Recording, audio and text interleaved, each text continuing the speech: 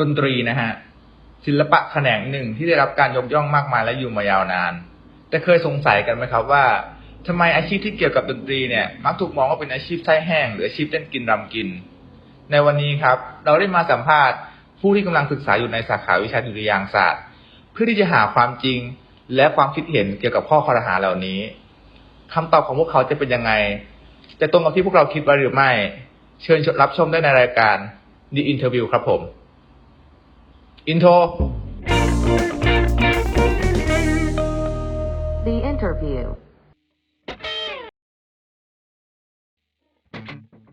โอเคแนะนำตัวครับผมนายอธิพัฒน์เสมอภาคนะครับเรียนเป็นนักศึกษาปีที่3อยู่มหาวิทยาลัยศิลปากรนะครับคณะดุริยางคศาสตร์สาขาธุรกิจดนตรีและบันเทิงนะครับผมสวัสดีครับผมนาย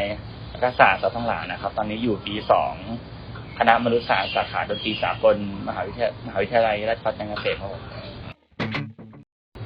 คำถามข้อแรกการเรียนดนตรีในไทยมีความยากง่ายอะไรบ้างถ้าเป็นเรื่องของถ้าเป็นความยากง่ายใช่ไหมครับจะเป็นเรื่องของผมว่าเด็กส่วนใหญ่เนี่ยจะได้แบบว่าได้รับพื้นฐานทางด้านดนตรีเนี่ยมาค่อนข้างที่จะแบบไม่ค่อยเยอะครับสำหรับหลักสูตรในไทยมันแบบเหมือนกับสอนแค่แบบว่าเบื้องต้นอะไรอย่างเงี้ยไม่ได้เจาะหรือพอได้เรียนในระดับมหาลัยมาเลยเหมือนกระโดดข้ามแล้วมันทำให้แบบบางทีมันปรับตัวไม่ทันประมาณนี้มันเลยมันค่อนข้างที่จะยากในไทยการเรียนดนตรีในไทยนะครับผมมองว่าน่าจะเป็นเรื่องของทัศนคตินะครับต่ออาจจะเป็นเรื่องทั้งพ่อแม่แล้วก็ตัวบุคคลที่เป็นวัยรุ่นด้วยนะครับอาจจะพ่อแม่อาจจะมองว่าการเรียนดนตรีในประเทศไทยเนี่ยมันดูแบบว่าเป็นการเต้นกินรำกินนะครับด้วยแล้วอีกอย่างหนึ่งครับการคณะดนตรีในประเทศไทยจะมีค่าใช้จ่ายในการเรียนค่อนข้างสูงนะครับถ้าเป็นมหาลัยดังๆนะครับผมก็จะทำให้การเรียนเข้าถึงยากมากกว่าเดิมครับผมคิดว่าระหว่างความสามารถกับเส้นสายอะไรสำคัญกว่ากันในวงการดนตรีไทยผมมองว่าเส้นสายนี่ก็สำคัญนะครับแต่ว่าสมมุติถ้าเรามีเส้นสายรู้จักคนนู้นคนนี้ในวงการแต่ว่าเราไม่มีความสามารถเส้นสายมันก็ทำอะไรไม่ได้ครับสมมุติว่าเรามีเส้นสายแบบในการปล่อยเพลงกับคนนู้นคนนี้ให้เขาช่วยโปรโมทให้แต่ว่าเราความสามารถในการแต่งเพลงเราแต่งออกมาไม่เพราะหรือว่าไม่ถูกใจคนฟังเนี้ยมันก็จะค่อยๆดับไปสุดท้ายมันก็ขึ้นอยู่กับคนฟังครับผมโอ้ข้อนี้คือเส้นสายกับความสามารถเนี่ยจริงๆเส้นสายนี่คอนเนคชั่นได้ป่ะจะบอกว่าแม่งพอๆกันเลยคือจะบอกว่ามันแบบมันค่อนข้างที่จะสำคัญแบบพอๆกันแต่ว่าเอาจริงๆอ่ะเส้นสายมันเป็นแค่เหมือนโอกาสเฉยๆแต่ว่าสิ่งที่ทำให้แบบยิงระยะยาวได้ยังไงก็ต้องเป็นความขยันดีๆของเราอยู่ดีหากนะตอนที่คุณจบการศึกษามาทางด้านดนตรีเนี่ยโควิด-19 ยังไม่หมดไปคุณจะใช้ความสามารถที่ศึกษามาเนี่ยทำมาหากินได้อย่างไรครับผมมองว่าช่วงนี้ถ้าไม่หายไปคือค่อนข้างยากมากครับในวงการดนตรีช่วงนี้ก็คงจะต้องเป็นคอนเสิร์ตออนไลน์อย่างเดียวนะครับหรือไม่ก็เป็นอีเวนต์ต่างๆครับที่เป็นออนไลน์ครับผมตอนนี้เท่าที่คิดได้ก็น่าจะเป็นครูสอนออนไลน์นะครับสอนทฤษฎีดนตรีอะไรประมาณนี้เท่าที่คิดได้ประมาณนี้เราคิดว่าสิ่งสำคัญที่จะช่วยให้การเรียนทางดนตรีเนี่ยผ่านไปได้ด้วยดีคืออะไรน่าจะเป็นความขยันแล้วก็ความที่จะแบบหาอะไรใหม่ๆเข้าตัวความรู้ใหม่ๆเข้าตัวตลอดเวลาครับความขยันเลยครับผมว่าทั้งการฝึกฝนด้านฝีมือและความรู้ที่ต้องหาแบบว่าเราต้องปล่อยตรงเพลงตรงนี้หรือปล่อยเวลานี้หรือว่าการตลาดต้องทำยังไงครับผมว่าต้องอยู่ที่ความขยันล้วนๆเลยครับแล้วสมมุติถ้าได้มีโอกาสผลิตผลงานทางด้านดนตรีจะผลิตผลงานที่เป็นกระแสหรือผลิตผลงานที่ตัวเองชอบผลงานที่เป็นกระแสผมมองว่ามันก็มีหลากหลายแนวถ้าเราสังเกตชาร์ตเพลงไทยยอดนิยมหรือว่าเพลงป๊อปโดนใจครับ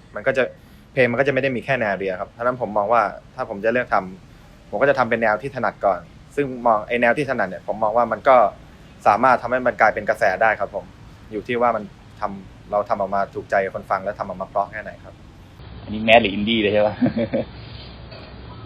นี่คือถามตัวนี้ใช่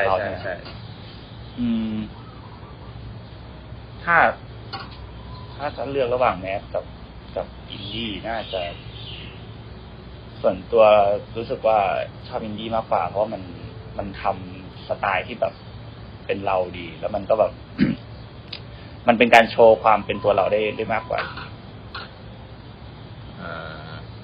มีความเชื่อหรือความคิดที่เกี่ยวกับทางการเรียนทางด้านดนตรีที่เปลี่ยนไปจากเดิมบ้างไหมครับ หลังจากที่เราได้เรียนมาแล้วเนี่ย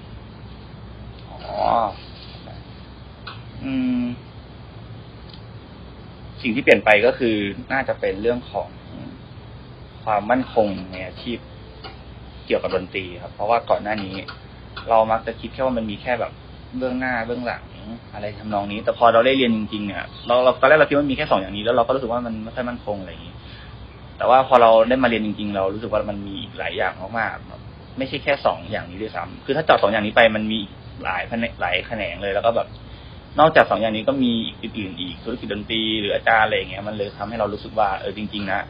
ดนตรีเนี่ยมันมีอาชีพค่อนข้างเยอะแล้วมันก็ไม่ได้แบบไม่มั่นคงเลยจริงๆมันมั่นคงด้วยซ้ำไปครับผมก็มีครับสมัยก่อนผมก็แบบว่าคิดว่าเชื่อเพลงมันต้องเท่ครับมันต้องแบบว่ามันป๊อปมันไม่ได้มันต้องเท่มันต้องแบบนี้พอผมเรียนมาผมก็รู้ว่าแต่จริงแล้วเพลงที่มันขึ้นชาร์ตอะไรเงี้ยมันก็เท่ได้นะเว้ยแต่ว่ามันก็ดังได้ด้วยครับผมมันก็อยู่ที่การตลาดครับผมอยากรู้ว่าเขาจะทำยังไงอะไรเงี้ยครับแล้วในความคิดเห็นเนี่ยคิดว่าความเข้มข้นของหลักสูตรทางด้านดนตรีที่ตัวเองเรียนเนี่ยหนักหรือเบากว่าที่ควรจะเป็นหรือเปล่า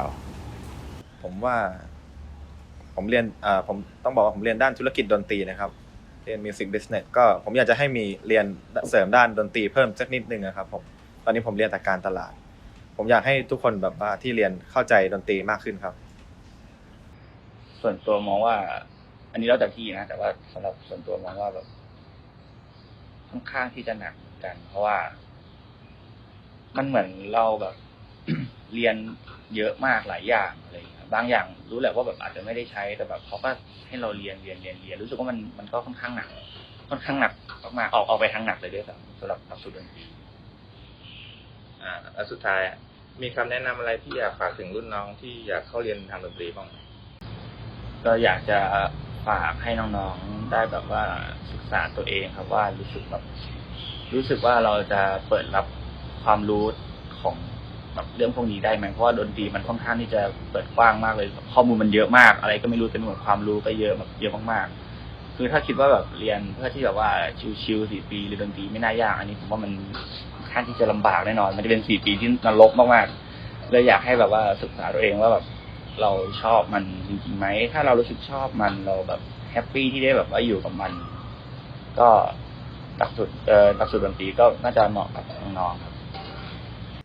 ก็ถ้า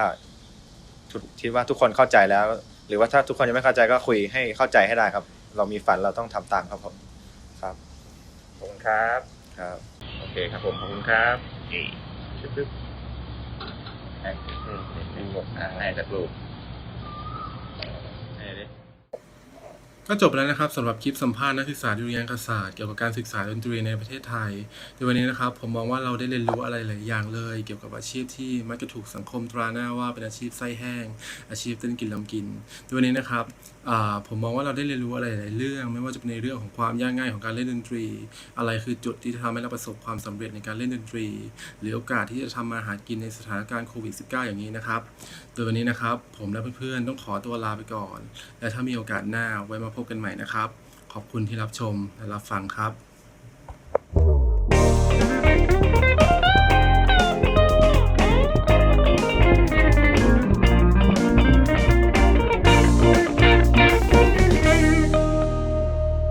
The interview.